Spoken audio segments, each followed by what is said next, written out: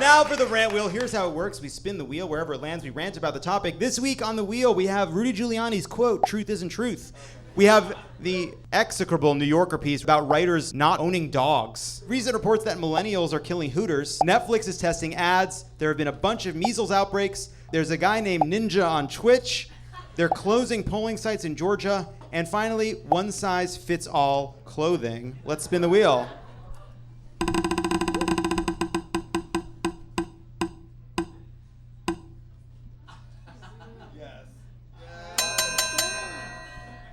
It has landed on truth isn't truth.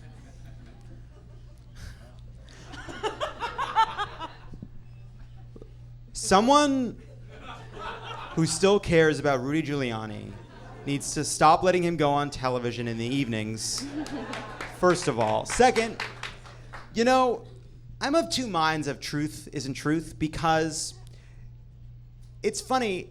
There was this really self-righteous jumping onto it. Don't you see? It's yet another example of the Trump administration's Orwellian abuse of language. It was actually so much fucking stupider than that because he was trying to make a different, smaller, dumb point, which is that all of this comes down to he said about the fact that Donald Trump can't talk to Robert Mueller because it's going to be a perjury trap, which again, being under oath, is a perjury trap.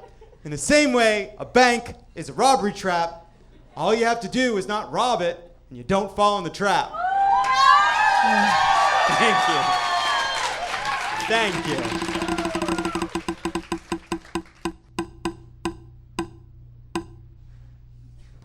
It has landed on Ninja on Twitch, which was suggested by Alice. All right, so this needs a little bit of explaining because nobody here is 14. And basically, the kids these days, the young kids out here, they don't watch TV. They don't even watch YouTube anymore.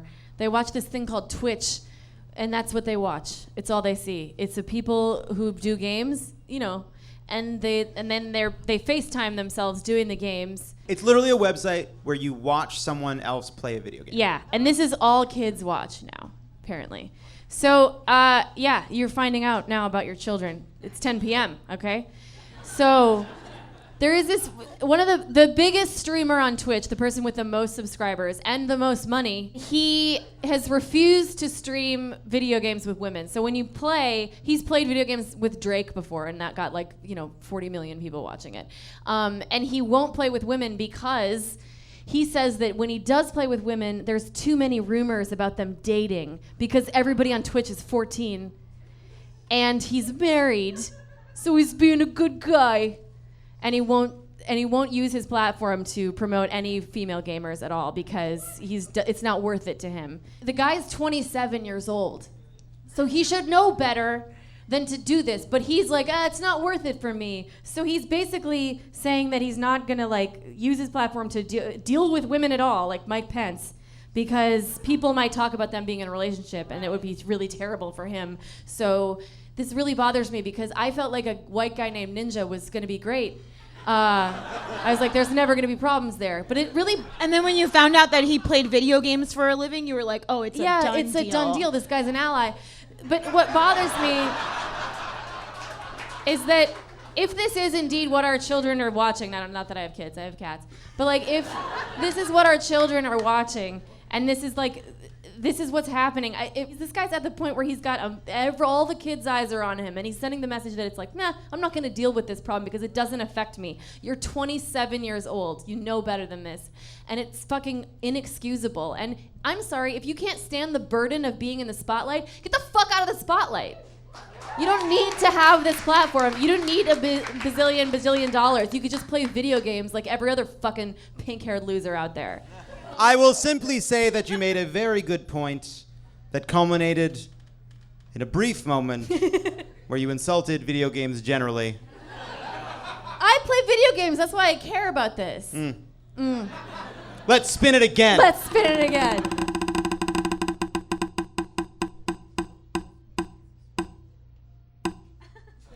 It has landed on one-size-fits-all clothing, which comes from Kirby. Yeah, I'll take that. One size fits all clothing. What an absolute lie we've been sold. There's no such thing. Not even a hat fits everybody. And there is a particularly egregious store named Brandy Melville. Ever been there? Brandy Melville only has one size. They have it in their labels, OS. One size. Why label it? Why label it? I would like it more if they said skinny bitches only. Because they're liars. It can't fit one size. I couldn't get a wrist in those jeans. They're liars. One size fits all is a myth and a conspiracy, and I hate it, and it's not true, and only a scarf is one size fits all. I only recently learned about that very specific store, which is at the Grove, and Naturally. I was shopping with the wife of one of my Pod Save America co-hosts, who shall remain nameless, and we walked. That store is so fucking evil. It is fully evil because it's aimed at young women. Yes. Really young women. A store aimed at teenage girls that's one size fit all is a fucking crime against humanity. Crime. There should be protests. It's crazy. It's like someone said, how can we take Abercrombie and Fitch and make it openly about praising bulimia? Ugh. Terrible. Let's spin it one more time.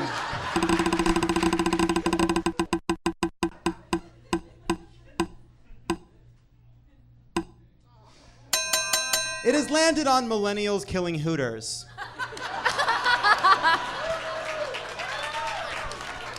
Fake news. And I want to end it on this one. There's been a lot of stories about millennials killing things.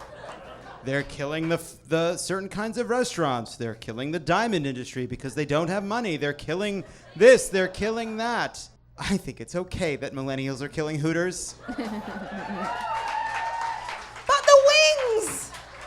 But the wings. Now, Never had them. I debated this, and it's a true coincidence that this happens to be on the board. My parents are here tonight.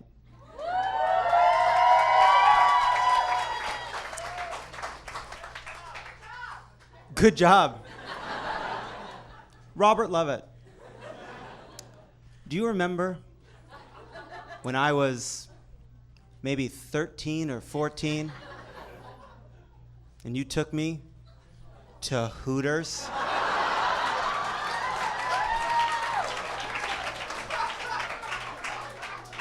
Guess what? It didn't work.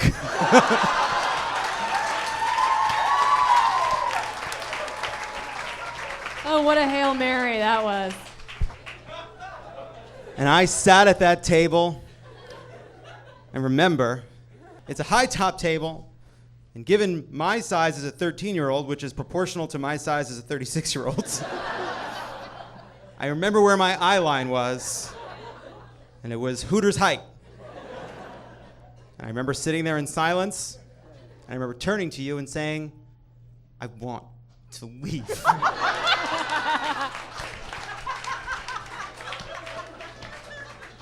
And then we went to White Castle, and we ate in silence. So, R.I.P. Hooters. And R.I.P. to all the wonderful experiences of dads taking their soon-to-be gay sons to fucking Hooters. And that's our show.